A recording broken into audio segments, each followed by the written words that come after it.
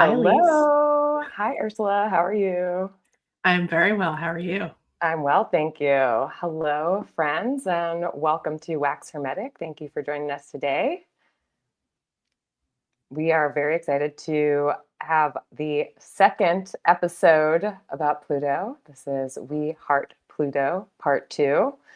And we think it's very appropriate to put some spec on Pluto, the Lord of the Underworld's name, especially since we are just hours away from a new moon in Scorpio, which is, of course, ruled by Pluto, modern rulership, and even make some contact with some other underworld figures, such as this lunation cycle will be conjunct Lilith also for the last time in quite a while. So there's a lot of underworld things that are begging to be revealed as indicated by the stars. So let's open up the circle with this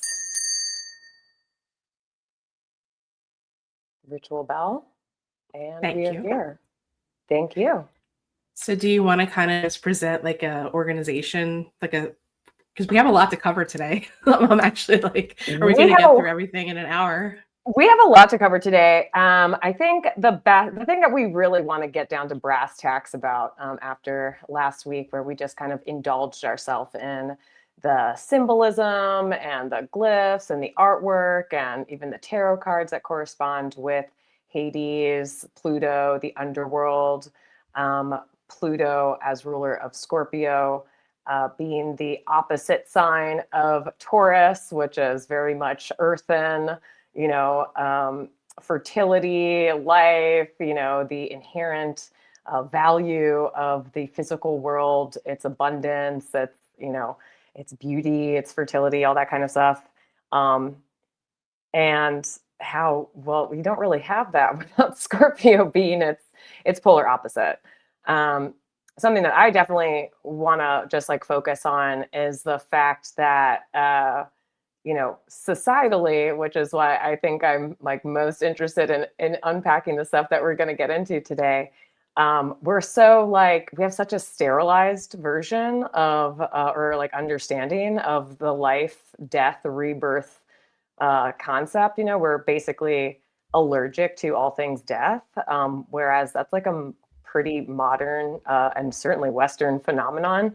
And what the danger is with that is that if you kind of subscribe to this sterilized, just kind of like milk toast version of reality, the intensity that is inherently there and the ticking time bomb that is the transformative, inevitable, cathartic, and if you're not willing or aware of the inevitable need to surrender to the death and transformation of things, what is essentially like an impulse to act or to honor one's intensity and the inevitability of the ending and regeneration of things, we end up being compelled by a fear of it.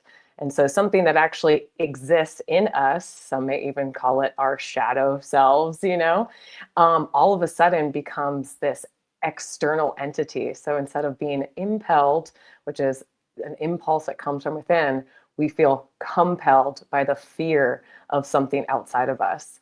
And Mm, so that's where I would like to, that's my I Heart Pluto. Like, let's get down to brass tacks so we can reclaim our power, including that power to both destroy, be destroyed, give birth to new things, and regenerate as something more powerful, more integrated, to really like the lords of our own destiny. yeah. Yeah. So, I think the best way to proceed would be if you would share with us the origin story with, the myth of Pluto and Persephone and everything that we prepared to share about that. Because I think Okay. starting there is really important. Okay. And then we can talk about the origin chart, the Pluto discovery chart. Okay, yeah. And then we can get into the things that we've uncovered that are very suspicious about when Pluto was demoted or quote unquote Plutoed. It's actually become a verb at this point. It has. The I thought you process of just made that being up. demoted. No. I mean, that is kind of funny because, like, I always say that, like, you know, people, things or people get murked by Pluto, but to be Plutoed by Pluto or having Pluto Plutoed is pretty hysterical. So I love that. Okay, so Pluto is the lord of the underworld. His Greek name is Hades. We know Hades to be both a god as well as the underworld, the name for the underworld in Greek mythology.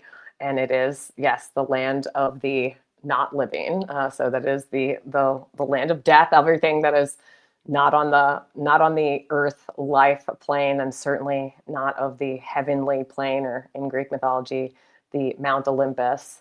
Pluto is also the his brother. Hades is the brother of both Zeus as well as um, Poseidon, so the Lord of the Sea. And so that would be Neptune, and it would be, is Jupiter really considered Zeus? I don't know. Long story short, he's kind of like the third in line. Like, so if you've heard of the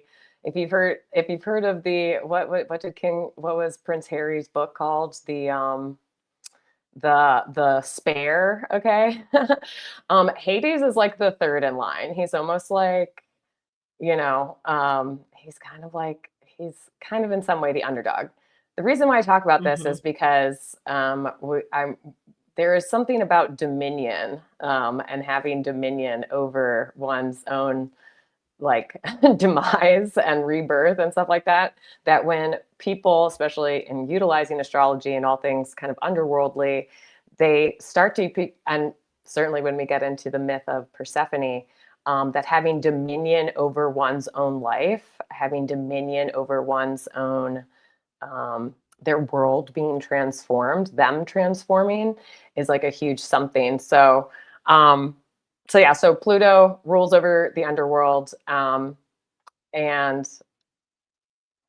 he, it's kind of like a grim job. Yeah. So Hades, yeah. The Hades, the word means the unseen one, a suitable name since Hades is the ruler of the invisible world. However, the ancient Greeks rarely used this name, just like Christians rarely used the word hell during the Middle Ages. So since minerals and precious metals are found underground, they often refer to Hades euphemistically as Pluton, namely the wealth giver. Unsurprisingly, Hades, Roman equivalent, is called Pluto as well. Hades' portrayal and symbolism as the ruler of the dead. Hades was a grim and ghastly figure, inspiring awe and terror in everybody. Consequently, he was rarely depicted in art. When he was most commonly portrayed with a beard and a solemn, mournful look. He frequently wears a helmet named the Helm of Darkness, or the Cap of Invisibility.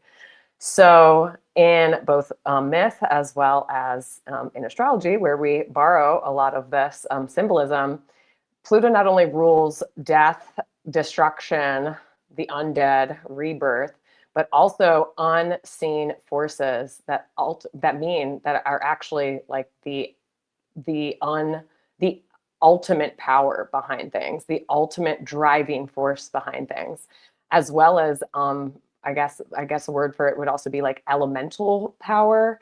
I also was reading that Pluto also rules atomic science, as well as these riches that anything that is underground, caves, minerals, all these kind of things. Literally, the earth opening up by way of so like earthquakes and like the ever evolving power dynamics that lie both with like underneath the surface and in the unseen. It is the unseen life. It is the unseen force that counters the life force. And so In terms of him ruling over the underground, some people think it's like a really raw deal. Sometimes Hades also agrees because he seems to have no dominion over things, which is interesting when we get to this story of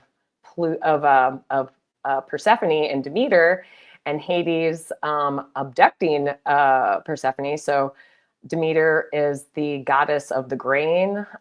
She's the goddess of a lot of things. Kind of like losing my whatever about that, but she is like the life force, fertility. She makes all like the plants grow, and I think she has to do with husbandry and stuff like that, like all the animals, all the earth, all the stuff that humans need to survive. And so the story of Persephone and Demeter is Persephone is the only daughter of Demeter, and so she is a prized, daughter and possession of her mother. And one day, she's also super beautiful, and she goes out picking flowers as the young maiden, and she catches the eye of Hades, who then decides to abduct her. He actually causes the earth to open up and grabs her on his four-horsed chariot, golden chariot, and brings her down to the underworld and claims her as his own. So the earth closes back up, and Demeter is actually notified by Hecate and another goddess or nymph or some nature that Demeter has actually been taken to the underworld, and Hades has claimed her as her own. And Demeter, the goddess of all things life force energy, gets really upset and locks herself away, and a cold darkness goes over the earth, and all the fruit and vegetables and animals start dying, and all the life creatures such as humans that rely on those things start to starve, and then Zeus has to get involved. So Demeter begs for Zeus to give to get Hades to return Persephone back to her.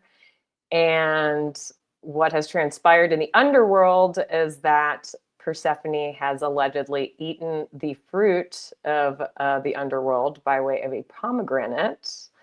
And because she has consumed food from the underworld, that she is no longer of the earth. But we can't have, so Persephone, do you want to read that? Sure. So Hades, the ruler of the underworld, decided that he wanted to marry Persephone, his sister Demeter's only daughter. One day, as she was gathering flowers in the Nysian meadow with her maidens, she wandered apart. So this is the part that you were already talking about. Wandered apart from the group, ensnared by the sudden blooming of a glorious, fragrant flower. Some say it was a narcissus. As she reached to pluck it, the ground below her feet opened up, and Hades, in his four-horse golden chariot, appeared before her in all his power and majesty. He snatched her and took her with him to the underworld to be his wife and queen. So she goes unwillingly. So she was kidnapped, essentially. Yeah. Yeah, so this is what you were talking about. This talks about the Zeus part.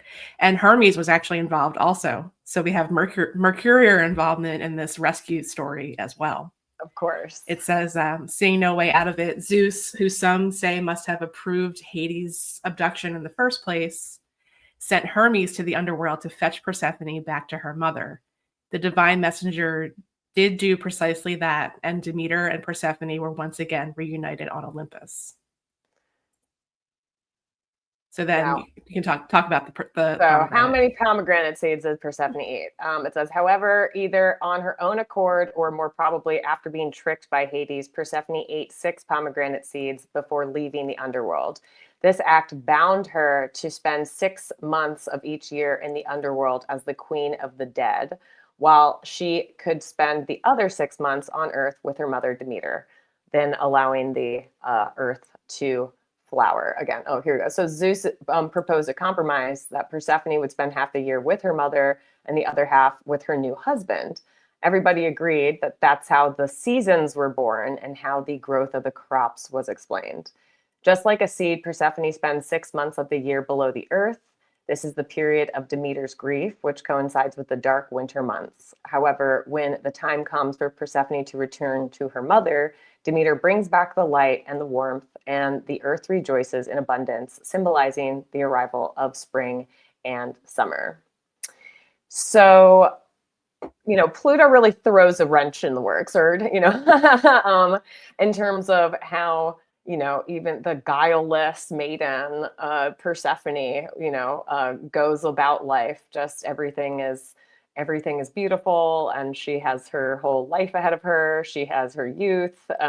She is an immortal goddess, but being of two, being the progeny of Zeus and Demeter. And yet, even she experiences a death that is like, it's a death without having a mortal death. It completely transforms her existence. It completely transforms, her view of the world.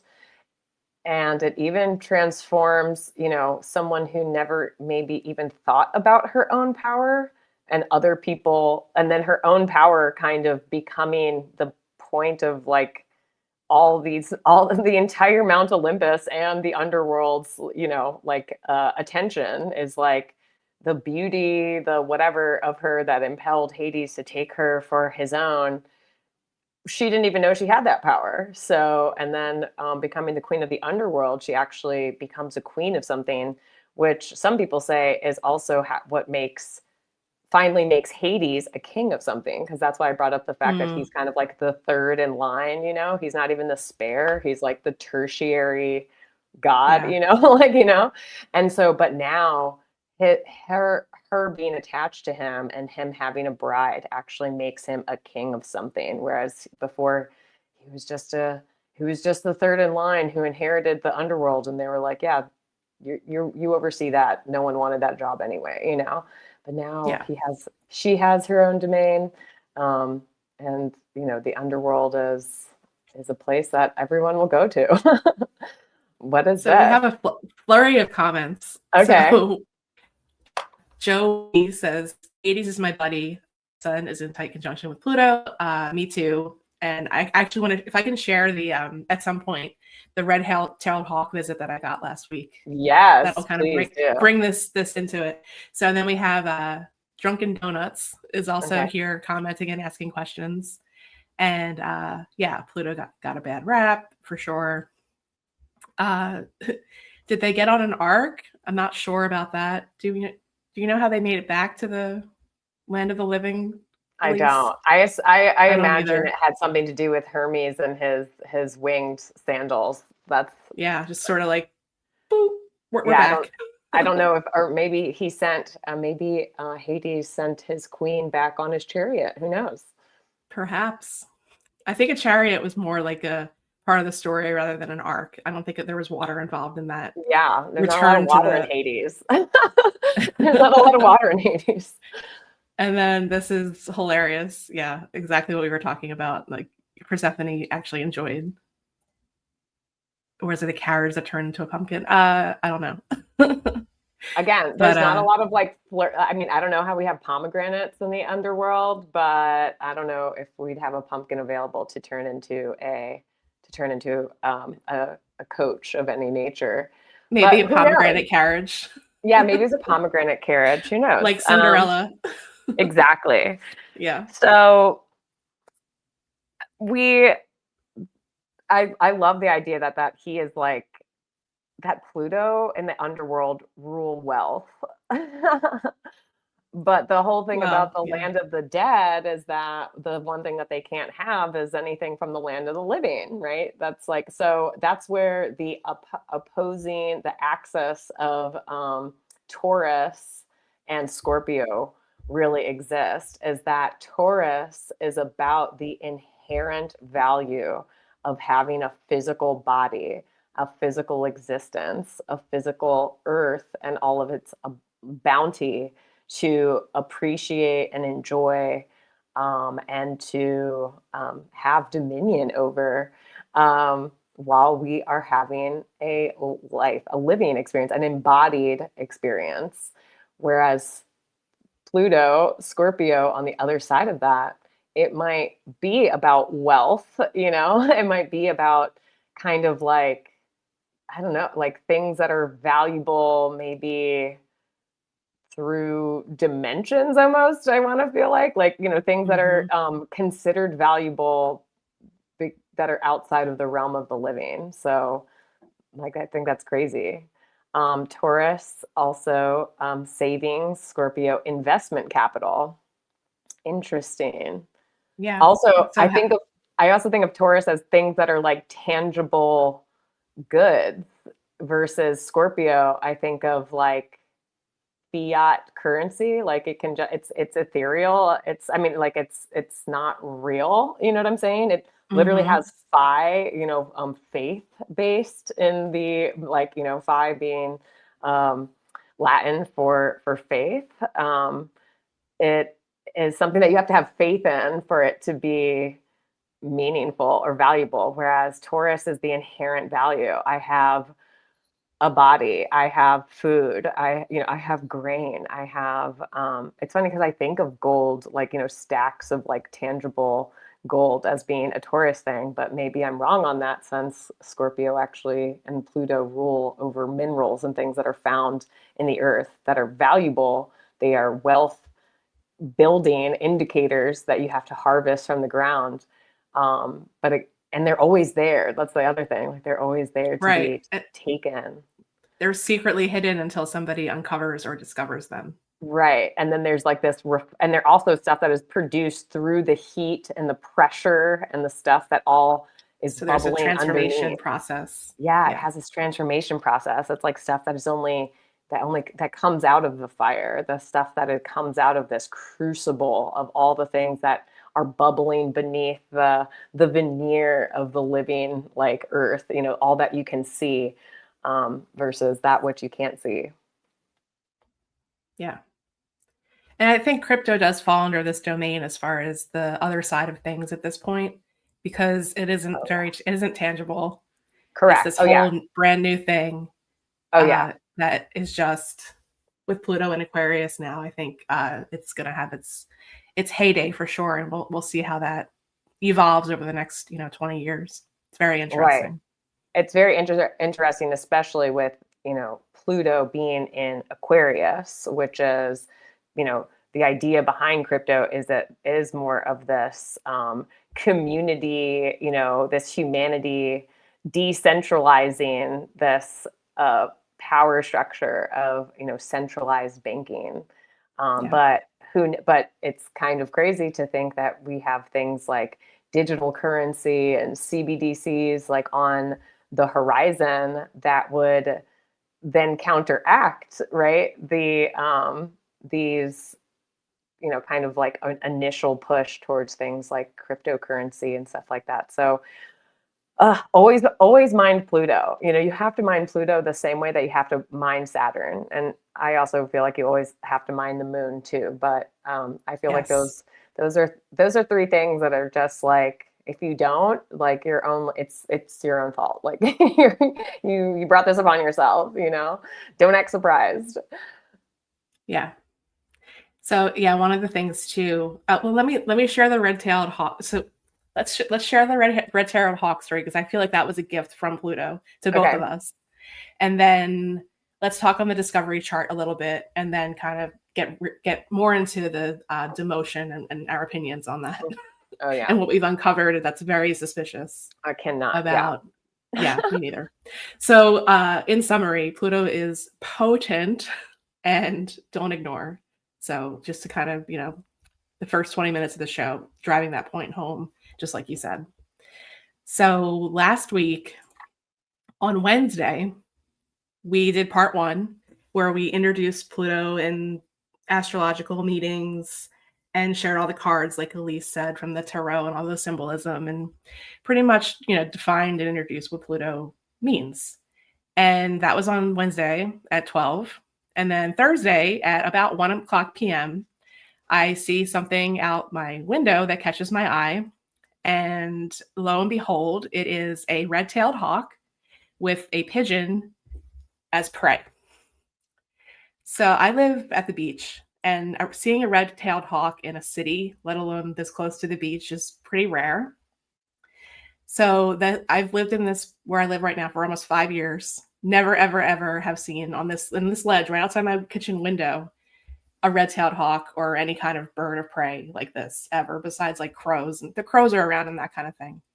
So I feel like this was a little gift, a nod from Pluto for covering what we did last week. I work with the planets and the energy of the stars and everything, just like I would a spirit guide or an angel or something like that. So this to me was quite powerful. I mean, hawks are generally considered to be really powerful messengers anyway, but just the fact that I got to see it with prey and pretty much eating something that it just killed or that I just picked up that had just died speaks volumes to everything that we talked about last week and then also that we're covering this week.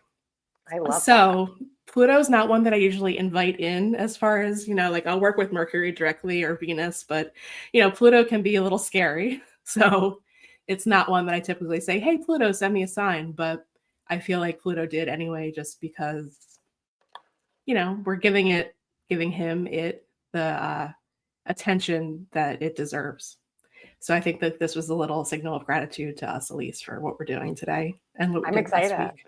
Hold on, wait. Can you keep talking about the red hair? Because I just out of arm's reach, I have Ted Andrews' Animal Speak book, and I really just want to say what it says about the red hair or the red-tailed hawk. That's a good one. So this was pretty much right outside my window for, I'd say, a good 2 to 3 minutes in there, and it was a really, really windy day too. That I want to kind of note too. Like this was hard for this hawk to land on this very skinny ledge, carrying this giant pigeon. So it gave me a show, which was really cool. And I got to see it in various positions, kind of, twirling around, putting its talons into the pigeon and then actually eating the pigeon actively. So pretty cool. That is so cool. Thank you so much for sharing that. It's so fierce. It is so fierce. And hawks are really, like you said, really powerful messengers. And I love that Pluto, which although we keep talking about, Pluto being named for the god of the underworld, Pluto, because it is the soul, and it's the soul's will in astrology, whereas it was Scorpio is now ruled by Pluto in modern, as its modern ruler, but before the discovery of Pluto, which is less than 100 years for mankind. And we'll touch on that next. Scorpio was ruled by Mars, which is the god of war, and Mars also rules, the ego and the will of the ego, so man's will is how I describe it. So if Mars is the ego's will or man's will, then Pluto is really the soul's will. It is like the will that is behind the generator of all that is unseen, the unseen force that is like the ultimate power and the ultimate catalyst for ever evolving change, rebirth, life, death, rebirth, all of that. So here is, thank you for letting me pop off so I could go and see this hawk. Oh my gosh, I thought it had a red-tailed hawk in it. I know that has a bunch of different hawks in here. Well, let's see. We have, as the hawk, it has a harrier hawk, a Harris hawk. Okay, well, hawk in general means, hawk in general is good. Okay, means guiding vision. It says spirit, vision, and guardianship around you. Be patient and observe. You will see the opportunities. Signs are clear. I love that. I also kind of want to read Pigeon because you saw it definitely take down a pigeon. Oh yeah, do Pigeon too if it's there. And have a pigeon for lunch. So I really feel like that really also speaks volumes. Why doesn't it want to show me a pigeon? Okay, pigeon. Ooh, a pigeon means return home. And again, this is from Ted Andrews' Animal Speak Pocket Guide, which, if you guys are Mm. not aware of Ted Andrews, he actually has an animal speak like encyclopedia. And so this is like the bird watching pocket, guide, so that, you don't have to bring your entire encyclopedia with you. You can just like have one that will fit in your little breast pocket while you're out in the wild. Okay, so a pigeon means return home. Seek security around and in the home. If storms arise, huddle with your family, biological or otherwise. Mm. Woof. Ooh. Okay. So it definitely is feeling to me like from the hawk to pigeon perspective, as that there is a guiding vision, a spirit vision that is taking precedence here that really needs to be, that might be eating your security seeking for lunch. We must, and the signs are clear, and there's opportunities that you just have to be patient and observe, but you also can't turn away from the intensity of that which your, whether you call it your third eye, your intuition, all of the above, is starting to pick up on these guiding signs and visions from spirit that you really need to acknowledge. That's what we're here to help you do, or at Mm-hmm. least because we are here to to resurrect the temple that used to be a known temple where everyone could go to honor the actuality of spirit, the actuality of the soul, and your need to also observe and have your own education, integration, rituals around it, and observance of it, so that you're not only at the mercy of that which you can see and touch and taste, and the things that you can see, but that also means that they can also be altered by Mm-hmm. people. So you really need to, yeah, allow spirit to guide you so that you're not led astray by materialism, or just like the material reality of things, and pretend like that's all there is. So Yeah. So potent message, potent yes, messages, all potent wrapped into that messages. little 2-minute experience. So thank you for letting me share that, and also for bringing in Ted Andrews. And I'm so happy Yes, that we had that book right I there. love that guy. I know. Thank you. Yeah, he's great. Do you want to segue into the Pluto discovery? Yes. So interestingly enough, Pluto, which is known as the farthest planet in our solar system from the sun, um, is was actually only okay. Well, I'm actually going to read this part from the Astrology Encyclopedia by James R. Lewis, which says the existence of the ninth planet was suspected when astronomers detected a gravitational effect on the orbit of Neptune, the eighth planet in our solar system. Mm-hmm. And Percival Lowell, an American astronomer, built a private observatory in Flagstaff, Arizona, called Lowell Observatory, in order to locate this hypothetical planet, which he termed Planet X. He began his search for this planet in the early 1900s without success. In December of 1929, a young amateur astronomer named Clyde Tombaugh, Tom Clyde Bow, I think. Tombaugh, Yeah. was hired to continue the search. His research eventually led to the first sighting of Pluto on February 18th, 1930, after conducting a very careful sky survey and examining hundreds of plate pairs. The official discovery of Pluto was announced on March 13th, on Lowell's 75th birthday. Um, Interestingly enough, the scientists of the Lowell Observatory requested suggestions from the public on the naming of this Planet X. Many names were proposed, such as Atlas, Minerva, Apollo, Zeus, Perseus, Vulcan. However, the name came as a result of a letter from Venetia Burney, an 11-year-old schoolgirl in Oxford, England, who recommended it be named after the Disney character Pluto. It is possible that this idea was accepted based on the fact that the planet is in perpetual darkness from the myth of Pluto, the Roman god of the underworld, and because the first two letters, PL, are the initials of Percival Lowell.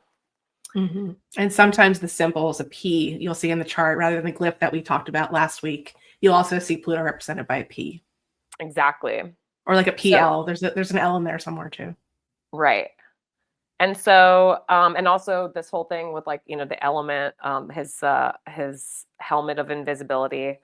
Um, and it does say, Pluto is also known as Hades, the brother of Zeus and Poseidon in Greek culture, a grim deity, yet not a totally evil one. I'm glad that it states that in here. Yeah. He rarely ventured from the underworld, which he inherited from following the defeat of the Titans. Um, he was also called the god of wealth from not only the precious metals hidden in the earth, but also the fact that the number of his subjects, the dead, could only increase. That there is Mm. only increase when it comes to the numbers of the dead. Over time, a gradual idea of judgment entered the myth of Hades, associating him with the idea of punishment and reward. Um, Mm. Most souls were said to spend life after death in the dreary meadows of Asphodel.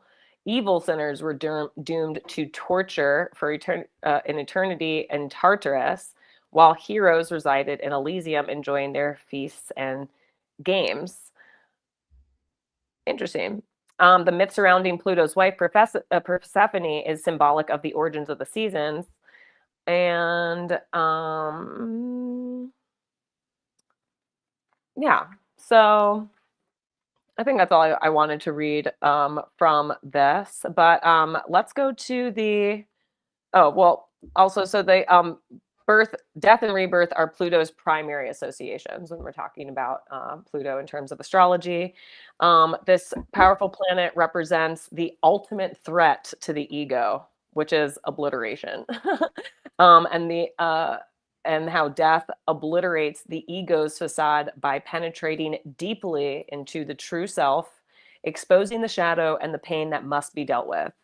Pluto characterizes the will or a person's inclinations or disposition in the sense of what drives them in life, not just what the ego drives one's physical being to do for survival or advancement in some way.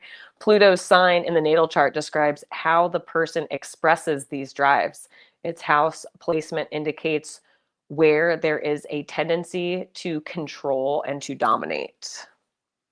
It's also where one fears control or domination, which I think Mm. is very interesting when it comes to looking at Pluto as a generational planet and how these groups of people on Earth and what they inherit essentially, or what they share as being both something that they, wherever Pluto is placed in their chart, exposes their relationship or inclinations or dispositions when it comes to death, power, rebirth, and stuff like that, but also control and domination, like what ultimate power means to them. So there's a lot of talk out there for us. I'm a Scorpio Pluto, so I have Pluto in its dominion, and us having, especially for us early Scorpio.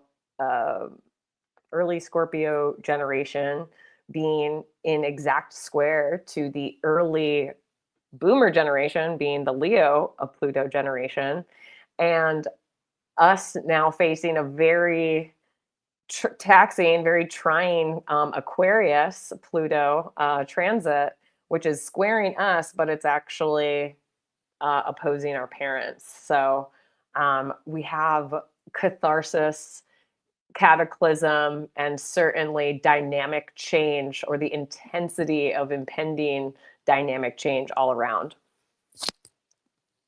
Oh, Yep. Joe Y says, least developed and nasty, Snake and Scorpio.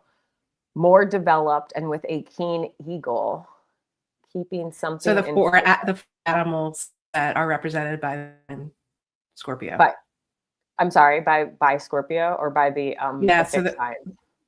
by Scorpio, there's four. There's the Oh, scorpion, the snake, the eagle, and the phoenix.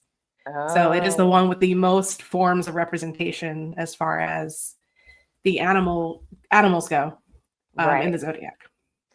So I think another interesting thing, and maybe we can get into the discovery chart based on this, is like we said, like Pluto is always in the shadows, you know, and the power of Scorpio, of Pluto and of Scorpio is always in the shadows. And Scorpio is the only sign of all the signs in the zodiac that actually exists in the shadow. So its shadow side is its main orientation, and that the Mhm. flip side of it is the phoenix, you know, the firebird that rises from the ashes of destruction, of Yeah. cataclysm, to rise again as ever, you know, powerful and everything. Whereas all the other signs, they are in in the light, you know, their main iteration, their main orientation is that of their light self, you know, and so, and the opposite of it, their shadow self, is something that is hidden not just from each other, but they're hidden from themselves. And so that's another kind of aspect of Scorpio, is that Scorpio forces you to look at the shadow.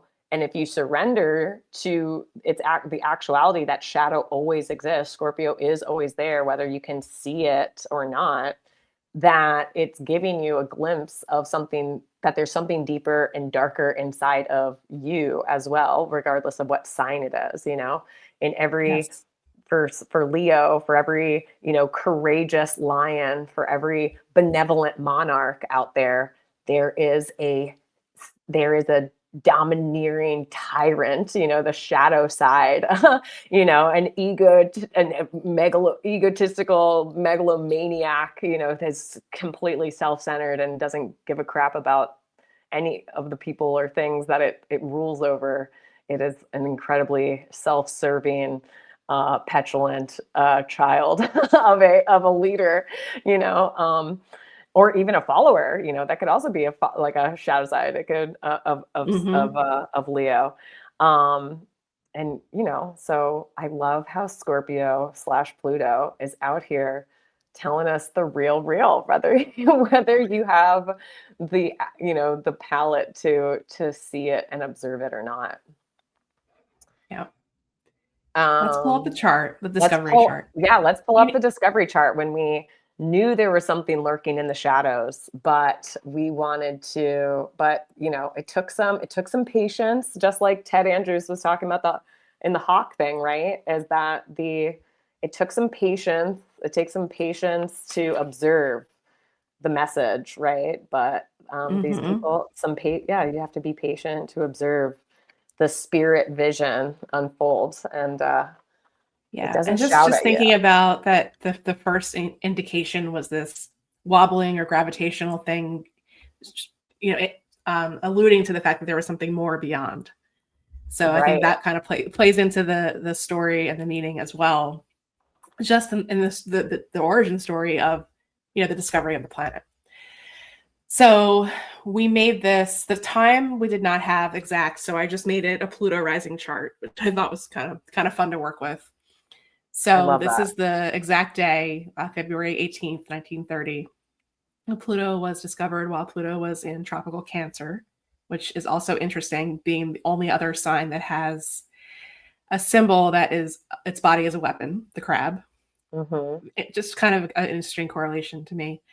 Under a Scorpio moon, which is also another interesting part of the story.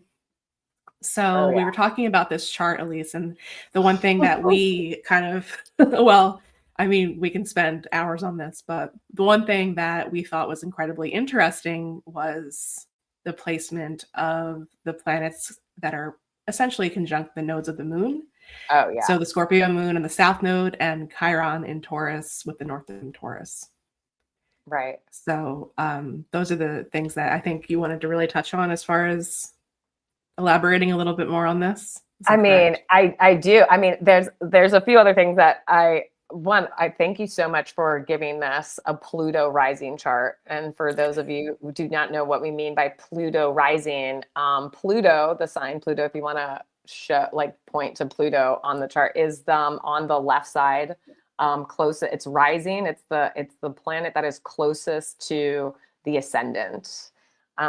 I love this idea of Pluto having a Cancer rising, because I think that's almost like where, we think of Pluto, we think of death, we think of the underworld as being evil, but really it has for me, like Cancer rising is like, I have actually a really nurturing, I have a really nurturing outlook on the world. I hold my children, I even coddle them. I'm here to receive all, emotionally. And it can and I'm comfortable in the underworld, and I'm learning how to grow into the physical, and just this whole, the polarity and the seen and the unseen, like we were talking about, like in the very beginning with the story, with the myth, like having the moon and the south node with, the integrated part of the energy in the moment, the comfort zone, the underworld being the comfort zone, and then growing into, as was pointed out in the comments, growing into being the teacher, the mentor, the master. Like that's the whole evolutionary journey of the moment of the discovery as well. Exactly. So it lines up so beautifully with the myth. It really does. And in terms of, and then the other thing is, again, we don't have the exact time, so we don't know exactly if Cancer is the rising, but I love the idea. We definitely know that it has the Scorpio moon, because the moon was still in Scorpio the entire time. Yeah. Right. Yeah, the whole day. On the day of the 18th of February in 1930. And so I'm just thinking that dispositing this moon in Scorpio, which is seething, obsessive, like it is so oriented towards the, formidable power of that which cannot be seen, but is it's just, the unseen power of things, that power dynamic between people. And when I talk about Scorpio moons to people, I'm like, that person, if you are a Scorpio moon, your ultimate thing is to be the most powerful person in the room, not to announce it. Okay. You are happy. It is happier being, the man behind the curtain, and not the great and powerful Oz. That's what we have Leo for. That's what we have, even a figurehead, a talking person like a Gemini or something like that for, or a diplomat, Libra for, we have, or a Virgo civil servant for it. The Plutonian moon is obsessive, because it, in Karmic astrology, we call it the pallbearer of souls. It's the reason why it is so obsessed with power is because it fears being under the thumb of of another power, of something outside of itself.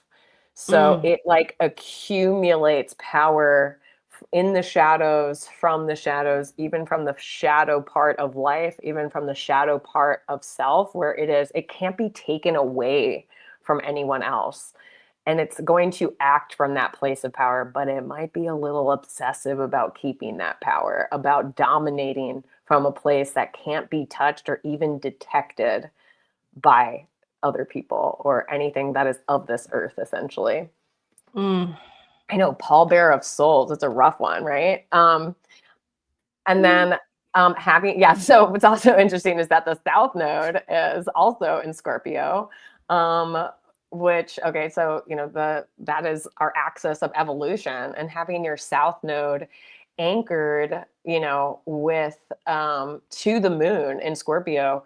I mean, it's just like, first off, the connection to the past and the subconscious patterns of needing like overall like dominant power, you know what I'm saying? And power that is like not, it will even go to the point of making like I don't know, it's just, first off, it's also a fixed sign, so I'm just thinking about like how hard it's like holding on to whatever Hmm. notions about power and power dynamics that it really has. Also to the point of like emotional manipulation, and Yes. revenge and stuff like that, like things that even start to hint at encroaching on its power, or exposing it, you know what I'm saying? Like showing light on, like, that's the person behind the curtain, this is where they're, and Hmm. this is where their this is where their power really comes from. Those are you are immediately putting like a target on your neck, on your back, so I don't know, there's, and just obviously, if its north node is in Taurus, it's seeking embodiment, to evolve. That's what I think is so interesting about this discovery chart, is that like it's discovery is its first step towards embodiment of its own power in a physical sense. Like, it has a physical body now. We've identified it in the sky. We're starting to incorporate it into our understanding of the solar system, whether you're talking about the quantitative exploration of the stars, which is astronomy, like or the qualitative exploration of it, which is astrology. It's already on its way by way of its discovery, you know. Yeah. Um, but it might still be a little bit attached to the past. It might be a little bit maybe it, like, I'm almost feeling like there's like a struggle of it wanting to, now that it's been exposed, it might be a little bit more obsessive on these, on the back end power. Like, I had more power when I wasn't observable. Yeah. But I have to like trust and move towards, the embodiment and the inherent value of being seen, and having the receipts. That's what I always think of when I think of a Taurus North Node, is that it's the body, and what that means. Oh my gosh, I'm really getting that whole thing about the body. Like, when the North Node was in yeah, when the North Node was in Taurus, this past go round, what was that, like 2021 or something like that, 2022, something like that, or 21, maybe, 22. or 22 to 23, something like that. Yeah, it Oh was yeah, recent. yeah, it was recent. That, like, all I could think of is how much power, there's tons of power that is like controlling how the world works from behind the scenes, from places that are unobservable Yes. and untouchable, whether you talk about a financial system, whether you talk about secret societies, or even religious structures where we don't really know what it is. We only see the body of it outside, right? Like, the church is a body, right? But what actually is going on behind it, the spiritual elements, the rituals, the energetics behind it, are unseeable, unknowable, and yet they have an incredible impact that not only can you not see, we're not even like taught to like observe them or participate in them in any meaningful. That's just for the people, to the people that administer it Hmm. to We're supposed to others. just take things at face value and not question. Right. And so it's funny because it just gave me all this like thought of like, well, you can attack the body, but you still have like the spirit, like, something anchored.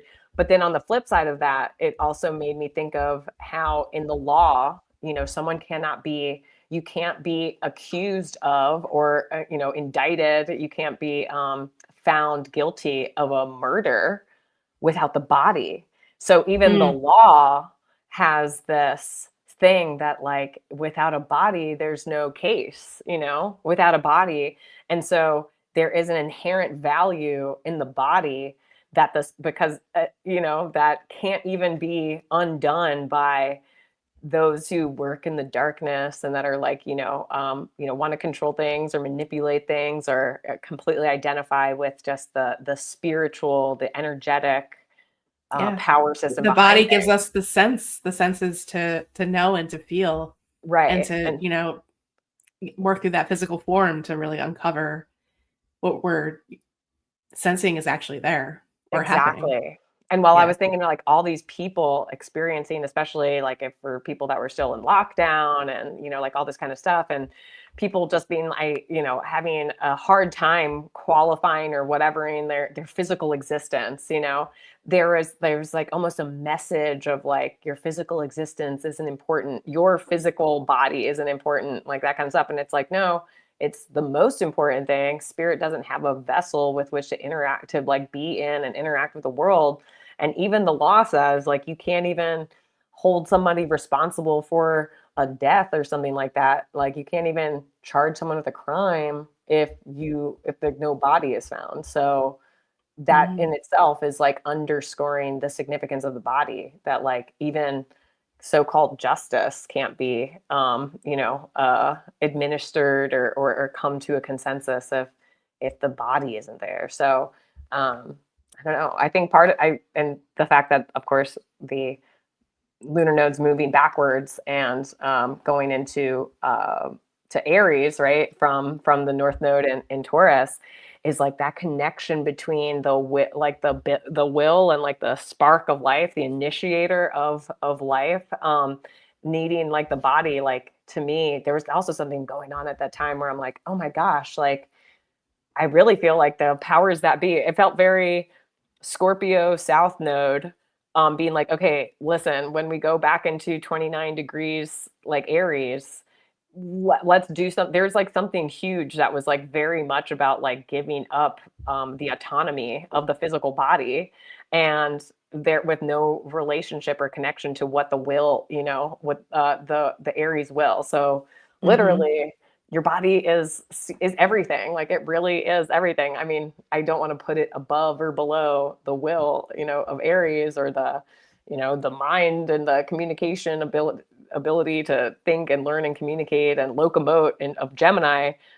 But damn, it's hard to there's a reason why Taurus is the counter to death, which is like the force, the fear, the power that is, kind of driving all of us, or at least the fear of it, the obsession of that life is finite is kind of an obsession. Mhm. Like it's kind of hard to put something above that Taurian Taurus. Also earthen iteration of Venus. Yeah. It's kind of hard to put And something above that in terms of value. yeah, agreed. Totally agreed. And the moon kind of being too like soma related to the body, but also to the soul. Just the Hmm. fact that this is a waning moon in this chart, I think is really interesting too, like on its way to the last quarter square phase, which is Hmm. known as the quote unquote crisis of consciousness, or that whole part of it too. Like it's losing light. It's also disseminating. It's also kind of, disappearing, Yeah, losing its energy, losing its vibe. completely. I feel plays into this whole story that the discovery chart tells as well, and I, the I relation back to the origin story. Yeah, I completely agree with you. Also, the fact that Chiron, the wounded healer, is in conjunction to the North Node in Taurus, and Yeah. the wound of physical existence, and the feeling of having a hard time accepting the inherent value of the physical body because the Hmm. soul remembers it being devalued. It remembers possibly even its destruction. Like when I think, I'm literally thinking of like having its throat ruled by Taurus slit. You know what I'm saying? Like Yeah. it like literally remembers having, now that if I evolve towards my North Node in Taurus of embodiment and being like seen and relishing in the inherent value of this and how I'm able to generate more value while I'm in this state of inherent value. I also remember that it is finite and it scares the shit out of me. And I'm Yeah. really, I'm scared at how vulnerable this makes me, you know? It's both a blessing Mhm. and a curse with that North Node in Taurus conjunct Chiron in Taurus. Um, Yep. The whole I point is to master being embodied. Yeah, exactly. Yeah. Correct. Oh, I love that. And to not want to go back to what the moon emotional, anchor and security feeling of being disembodied and only accounting for like the energetic, or the spiritual in not in service to, the whole point of polarity is to balance the two, right? But man, if Pluto goes back into its, based on its discovery, if Pluto were to go back into its, to its comfort zone of the moon and the south node, which is like it's doubly right the comfort zone because it's both the moon conjunct the south node, then whoa, it's almost like spiritual embodiment just like took itself off the table, or like the soul's will being known to man, being known Mhm. to earth life in total, um, being taken off the table. And I also think that it feels that way also with it's not an exact square, but this Venus or this what's that called? This it's not a square. It's a well, first off, Mars is squaring the moon and south node. And the But I'm nodes, yep. Yeah, but I'm also thinking of which it um which is can be a real like raw deal for sure. But I'm just thinking about the sun being in the last degree of Aquarius, which Yep. um and like super last degree, and also having this like out of sign conjunction with Venus, the ruler of Taurus. It's North Node Yep. and it's We had a Chiron. comment about that. Yeah.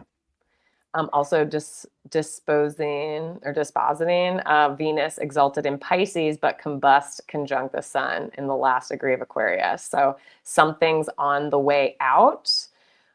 Interesting. Do we think it's on Or the the way? hidden power. Oh, I'd be interested to know. I didn't check the retrogrades of this time, but I'd be interested to know if you know if this is a if Venus went retrograde this year, or you know what I'm saying, like where Mhm. Venus was on its journey in this thing. Well, When that would be the midpoint. So that would be almost just after a Venus cazimi on the other side of the sun. So the midpoint of the cycle, the Right. superior conjunction. So it was a superior conjunct. This we're seeing the result of this Mhm. Kazemi is It's just after. Yeah. right after. Okay. I mean, for I could do a whole like I know. series Over on our out. at an hour. I know, but I'm just thinking about like the significance of out of sign conjunctions and like what they Mhm. really like, symbolize and stuff like that. Um, but when I'm thinking of when I think I don't know if it's on its way out. To me, it's on its way in. To me, it's on its way in, especially seeing that it had just been after the superior conjunction. To me, it's like it's making its way away from the sun to make its the value of it more known, like the Whatever got seeded during that journey. yeah, and it's you know, that it's like that the Venus, the dispositor of the North Node, is making its own path, and out of the like, sun solar kind of like inception Yeah. point. It's being seen as on its own terms, and it's being seen on its own terms in its exaltation in Pisces, which is all about the spirit, like all about Spirit. the Yep. yeah, it's all The about hidden spirit. power of spirit is kind Yeah, of the what this hitting power of spirit is like picking up speed, it's picking up mhm. speed. It wants To to come go. back to the sky. Yeah, it wants to be seen, it wants to be known. And the last thing that I want to say, because we don't know exactly what time this is, but the first thing that I thought of when I saw this chart is that if it actually is around 3 p.m. or 2 p.m.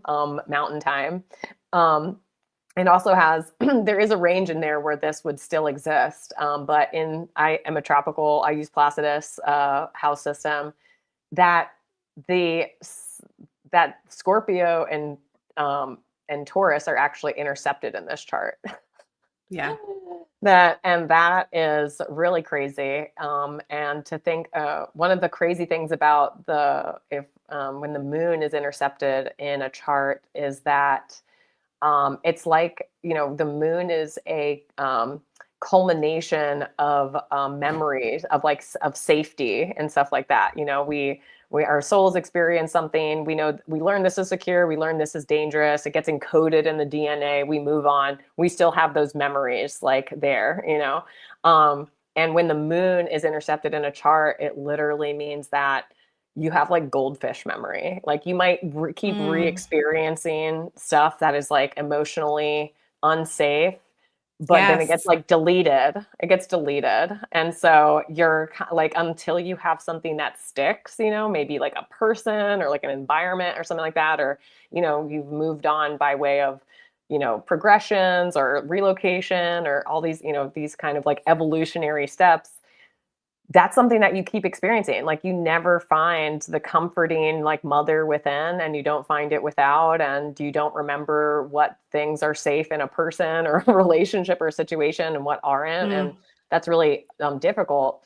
And then also when you have the lunar nodes intercepted in a chart, it literally means that one's destiny, where the soul is coming from and where it's going, is hidden from the chart holder until some of these evolutionary steps have transpired. And even then, if they've gotten so ingrained in the ways of, just kind of bypassing, like literally spiritually bypassing your destiny, because it's not anchored in where it's coming from, it doesn't have a clear sign of where it's going, that like when it gets got, it's like there's like an accumulation of life experiences that it feels like a repeat. It feels like it's going to have to be repeated. That's also part of the story too, with the planets that are squaring the nodes in the discovery chart as well. Whenever there's something squaring the nodes, it's also a repeating step or a skip step or a lesson that recurs. So there's so many layers to this that are so fascinating. And which, if you want to tell the audience, which of the squaring planets, really exemplify that the repeating. Yeah, so we included the goddess asteroids in this chart. So what we're speaking to, several things actually: Mars, Mercury, Black Moon, Lilith, as well as those are all in Aquarius. And then across the way is Vesta, the sacred flame, in Leo. So there's actually a fixed Grand Cross in Pluto's discovery chart, which is fascinating. Yeah. Which is a completely evolutionary story. And so many things to dive more deeply into. Elise, we are over time. But okay, but we should do that. At least that we should do the let's do part 3. You want to do part 3? We don't want to do okay. Because we will save for you guys what the demotion chart looks like, because that's a whole episode. We've shown you how intense the origin story and the significance of Pluto itself is. I completely think that Pluto deserves a part 3. And then, but also we gotta we're not going to call it even a conspiracy theory. There is so much stuff beyond that. There's something shrouded.